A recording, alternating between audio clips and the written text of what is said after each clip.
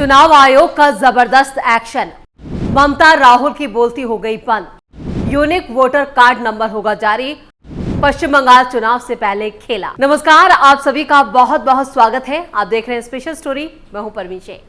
पश्चिम बंगाल में उठ रहे डुप्लीकेट वोटर कार्ड यानी इपिक नंबर के मामले में चुनाव आयोग ने एक बार फिर से इस बात को साफ करते हुए माना है कि कुछ मतदाताओं के पास डुप्लीकेट इपिक नंबर है। ये समस्या 2000 में इपिक नंबरों के आवंटन प्रक्रिया में हुई कुछ गलतियों के कारण हुई, लेकिन अब आयोग अगले 3 महीनों में इस समस्या को हल करने के लिए हर वोटर को एक यूनिक राष्ट्रीय इपिक नंबर जारी करने की योजना बना रहा है। लेकिन सवाल यह भी है कि जनवरी में जब स्पेशल समरी रिवीजन के तहत वोटर लिस्ट पब्लिकेशन हुआ, तब किसी वोटर या राजनीतिक पार्टी ने इस मामले में अपील क्यों नहीं की, जबकि हर साल वोटर लिस्ट को अपडेट करते वक्त सभी को ये मौका दिया जाता है कि अगर उसमें या वोटर कार्ड में कोई परेशानी है तो इसकी अपील की जा सकती है। लेकिन उस वक्त इसकी अपील ना तो पश्चिम बंगाल में किसी ने डीएम या सीईओ से की और ना ही अन्य किसी राज्य में।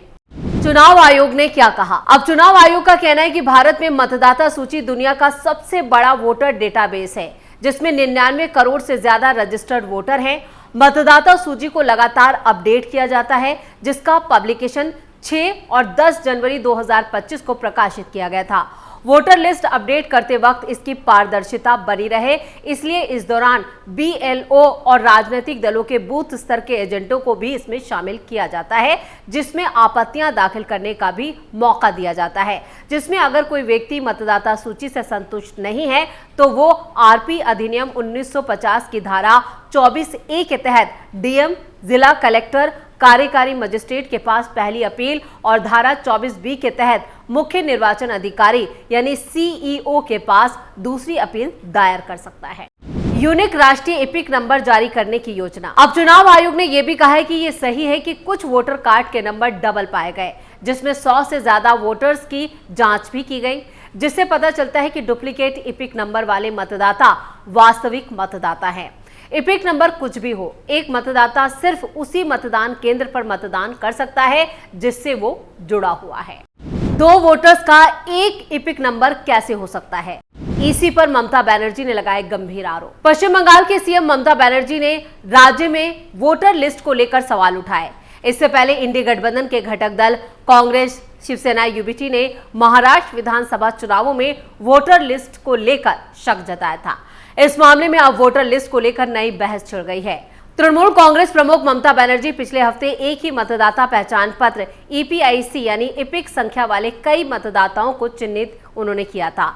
ममता बनर्जी ने आरोप लगाया कि बीजेपी फर्जी वोटरों का इस्तेमाल करके अगले साल होने वाले पश्चिम बंगाल विधानसभा चुनावों को प्रभावित करने के लिए चुनाव आयोग के साथ सांठगांठ कर चुकी है। इपिक नंबर क्या है? चुनाव आयोग ने अपने जवाब में माना है कि कुछ वोटरों के पास वास्तव में एक जैसे इपिक नंबर हैं, लेकिन वो अलग अलग राज्यों से हैं। चुनाव आयोग ने साफ किया कि इपिक नंबर में दोहराव का मतलब डुप्लीकेट, नकली मतदाता नहीं है। ऐसे में सवाल यह है कि आखिर ये इपिक क्या है, इसे समझना भी जरूरी है। मतदाता रजिस्ट्रेशन नियम 1960 में सभी वोटरों को मतदाता फोटो पहचान पत्र जारी करने का प्रावधान है, ताकि फर्जी पहचान पत्र को रोका जा सके। पंजीकृत मतदाताओं को 1993 से राज्य सरकारों ने ईपीआईसी यानी इपिक जारी करना शुरू किया। इपिक एक पहचान दस्तावेज है। ये धारक को वोट देने का अधिकार नहीं देता, जो सिर्फ उन लोगों को मुहैया है जिनके नाम उनके निर्वाचन क्षेत्रों की मतदाता सूची में है।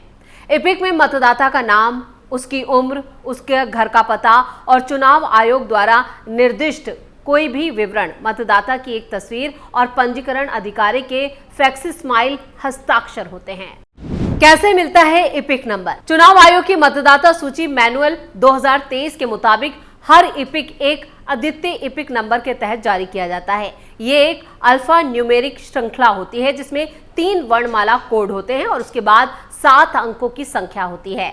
चुनाव आयोग की दी गई इस संख्या में हर विधानसभा क्षेत्र के लिए एक कार्यक्रमात्मक विशिष्ट सीरियल नंबर शामिल है। 2017 से शुरू होकर इपिक को ईसी के एंड्रॉइड पोर्टल का इस्तेमाल करके बनाया गया है। मैनुअल में कहा गया है कि इपिक को सिर्फ ऑनलाइन ही बनाया जा सकता है। मैनुअल में यह भी कहा गया है कि जब भी किसी मतदाता को पहली बार इपिक जारी किया जाता है तो हर वोटर को एक यूनिक इपिक नंबर आवंटित किया जाता है।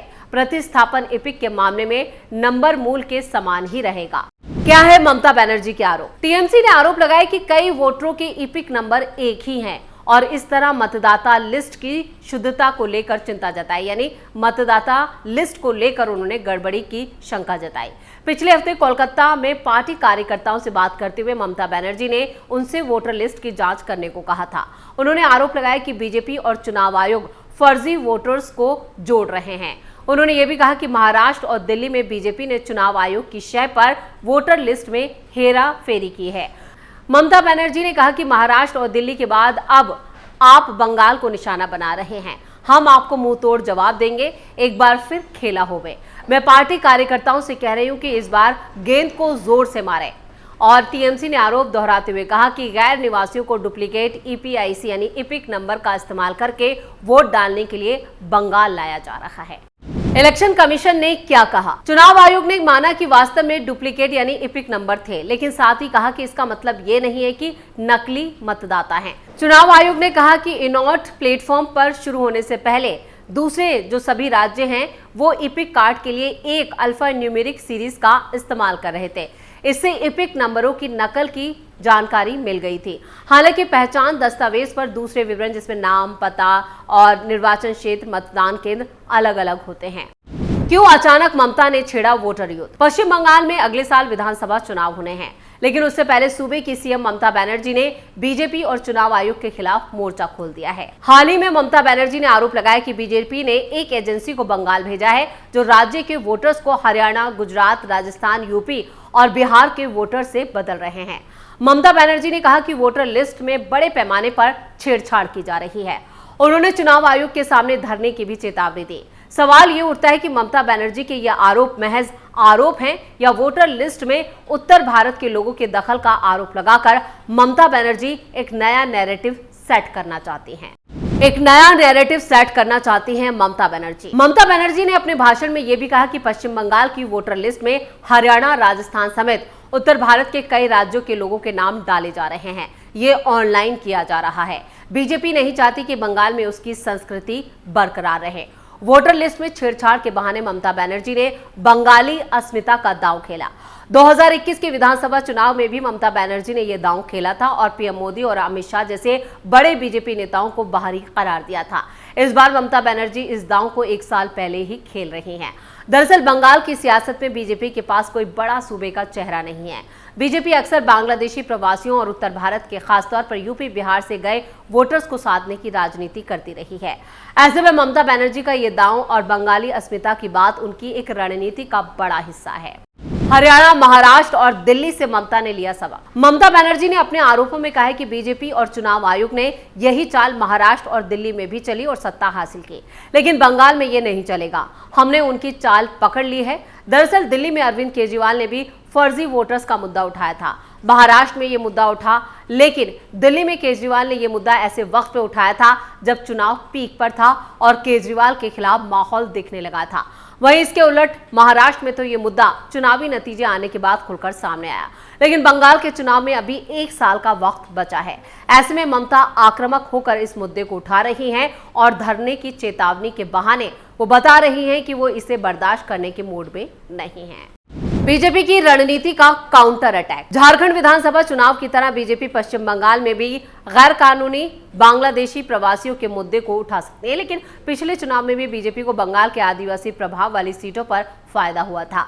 ऐसे में बीजेपी की इस प्लानिंग का काउंटर करने के लिए ममता ने उत्तर भारतीयों के दखल का मुद्दा उठाया है, उसे राज्य की संस्कृति से जोड़ा है। पिछले विधानसभा चुनाव में बीजेपी के खिलाफ ममता बनर्जी ने आक्रामक चुनाव प्रचार किया था। उन्होंने खेला होवे का नारा दिया था और एक बार फिर उन्होंने कहा है कि 2026 में पिछली बार से बड़ा खेला होगा। ममता बनर्जी अपने सख्त फैसलों और आक्रामक रवैये के लिए जानी जाती हैं। 2021 के चुनाव में उन्होंने सत्ता में शानदार वापसी की थी और इसके बाद लोकसभा चुनाव में भी बीजेपी को तगड़ी पटकनी दी थी। अब 2026 में होने वाले चुनाव से पहले भी ममता आक्रामक मूड में नजर आ रही हैं। इसलिए और इसके साथ ही उन्हें ये लग रहा है कि पश्चिम बंगाल में बीजेपी यहां पर उन्हें सत्ता से बेदखल कर सकती है। इसलिए अभी से उन्होंने बीजेपी और चुनाव आयोग के खिलाफ मोर्चा खोल दिया। लेकिन चुनाव आयोग भी पीछे नहीं है। चुनाव आयोग ने कहा है कि एपिक को लेकर, जो फर्जी वोटर को लेकर उन्होंने पूरा बखेड़ा खड़ा किया है, अब इसको लेकर एक यूनिक वोटर कार्ड वो जारी करने वाली है, जिसके लेकर काम करना यहां पर शुरू कर दिया गया है। एक बड़ी योजना बनाई जा रही है और ममता बनर्जी के इस मुद्दे की भी हवा निकलती हुई नजर आ रही है। तो स्पेशल स्टोरी में इतना ही। वीडियो कैसा लगा कमेंट करके अपनी राय जरूर दें। वीडियो को लाइक करें, शेयर करें और कैपिटल टीवी को सब्सक्राइब जरूर करें। धन्यवाद।